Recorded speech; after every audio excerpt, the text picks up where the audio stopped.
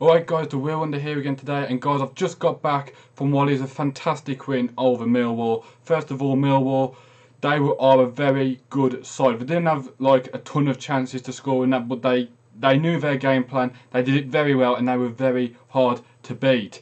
So let's get straight into it. In the first 5 minutes, I think Millwall began a lot better than we did. I think we struggled to get into our game. Millwall were just like straight there into theirs, balls in the box and everything. And I thought, is this going to be another Cardiff? Are we going to fail to play our game? You know, I wasn't too worried at the beginning because teams have good starts and get better. Teams have bad starts and get worse. That's the way football is. So it could go either way.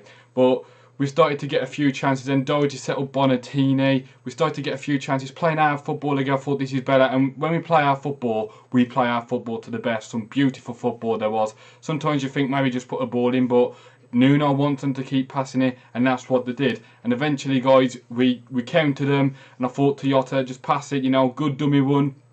And Doherty was coming down the other end. I was just like, just pass it, just pass it. But he had a lot of space. He looked up, picked his point, and what an absolute goal it was. Just put it straight in the bottom corner.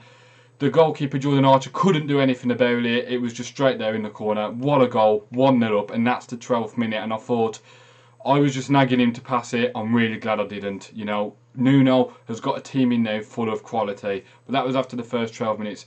After that, it was a bit like we would be on top, then they would start getting back, and then we would start getting back. And it was sort of like one of those games. Nuno did get a talking to by the referee. To be honest, the referee had a decent game overall. I don't think he really got anything too wrong. Some people might argue that one or two decisions were a bit unfair, but overall, good performance by the referee. Good performance by Millwall, and definitely a good performance by Wolves. I felt in the second half, we sort of, you know, the problem was in the second half is we was winning 1-0. And I think for about the first 7, 8, 10, well, first 10 minutes, we were continuing with our game, passing it around and that, and it wasn't bad at all. You know, we changed nothing from the first half, and we just carried on as we did. Millwall started to get back in the game and that, though. Didn't really create too many chances. We dealt with a lot of it comfortably.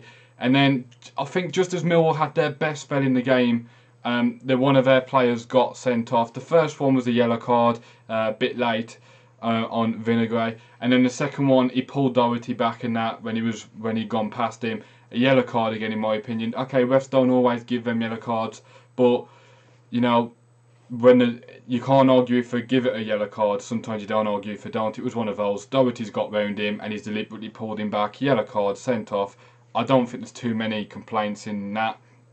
And then after that, guys, it wasn't smooth sailing, you know. I think Millwall kept us out a lot. I think we had one good effort from Cias where Archer made an absolute stunning save. We also had another chance as well when I think it was Bonatini managed to get like close to him.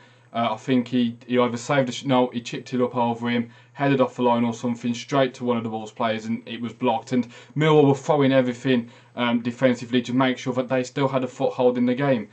And to be honest, I can see why they did it, because with in added time, 5 minutes of added time, Millwall had all the ball down in our box, throwing crosses in and that. Woody had to make a save, 2 saves at that. Luckily, he managed to stop the one from becoming a rebound, which was really good from him, and we managed to win. The one thing I liked about it, guys, is that we was without Willy Bolly, and Danny Bath came in, and that some people aren't the biggest fan of Bath, and to be fair, at times when he has a good game and he focuses very hard, he has a good game, and when he does, you know, tries to focus on everyone else and not, you know, he can make some terrible mistakes. But this game, guys, he's passing.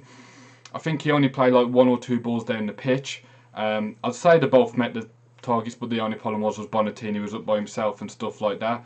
But a lot of them were played simple, and I think the reason Bath, Cody, I think Miranda was a lot better today as well. But the one thing I think's better for especially Bath and Cody is when they win this ball back. Last year, you passed it to someone like Saville or someone like that, and no disrespect to Saville, you know, he's at Millwall now, you know, and he's a decent player, he's a good young kid, but the problem with it is you look at Saville and then you look at, okay, you had Saville and Edwards or something like that, right?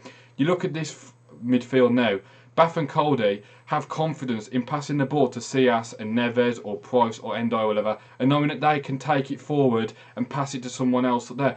They can pass it to Yota or Marshall or someone like that. In this game, okay, Marshall wasn't the very best, but he did have a good game, I felt. I think he had a good error. Didn't do nothing too bad, didn't nothing amazing, but he had a shot on target, and he did the basics very well, I thought. And I just thought, you know, especially after coming back from injury, but I just thought they've got about 5-6 players in front of them that they can pass to, that they know they can beat players or take them on, like Vinogray as well. Vinogray had an absolute great game, I thought. Defensively, got a few good tackles in, and he also went down the line well. But it just gives everyone else in the team confidence, knowing when you've got people behind you who can defend, people in front of you who can hold the ball, people in midfield behind you who can play balls, 60, 70 yard balls comfortably to you. And it's just great to know, because then it brings everyone else confident. And then Bakari came on, he was his usual self. I thought he was good. I thought at times though he just had to lay the ball off a little bit quicker, but he's a young kid, he's learning, Nuno's teaching him, you know, and he's got talent, there's no doubt about it.